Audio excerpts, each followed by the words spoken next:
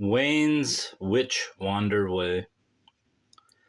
There are, tales of the supernatural as well as the unnatural among men, beast, subject, and structure. Northward from the incessant click clack ruckus of the junction over St. Cloud's, turn ye towards the moonlit mystic, witch wander way, trotting thus to the village proper.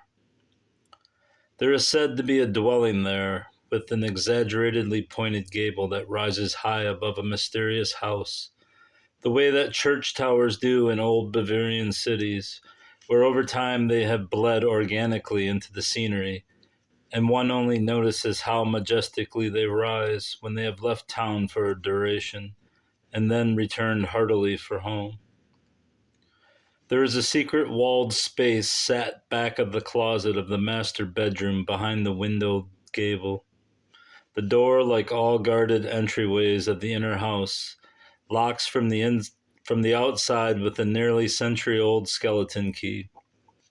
Inside the room stands a desk as still as when it was first found hidden within the chamber.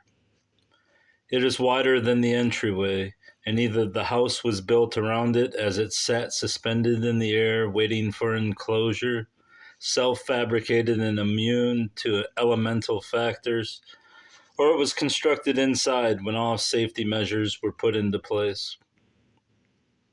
That the walls are soundproof in the secret room suggests that she was locked in the human vault as a failsafe to her own concealment, or the protection of her custodians, whether nefarious or not. Never for the safety of others, despite the oft-repeated adages bespeaking the good of men. One war too many has disproven that emboldened self-flattery of the modern preacher and scribe. For such men always reflect their own virtues upon the mirror of multitude, to exact meaning and spiritual sustenance where it is fleeting. Or perhaps our subject was a vampire, poor thing, and for the health of she, her guardians procured sacks of blood to quench the undying thirst of hunger. Never you mind the mores or physical well-being of unsuspecting immortalists in our midst. More likely, she, and I say she because when a boy or man screams, whether in exalted passions or desperation, it is taken as a cue to anger.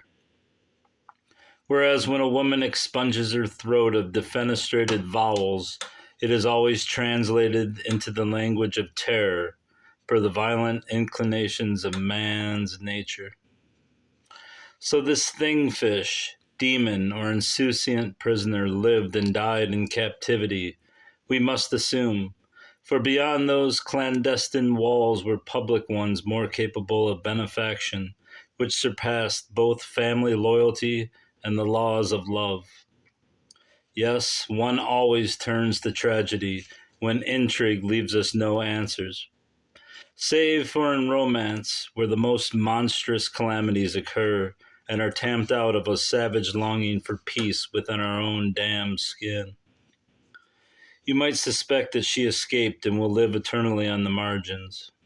I am imbued with a more practical disposition and will suggest that she never existed outside of the mania of locked doors in an endangering world. You, as a believer in apparitions, might disagree. We disembodied spirits of the living realm, while aloft of our own bodies epistemologically, demure to the darkness, those things steadfastly beyond the sphere of sight.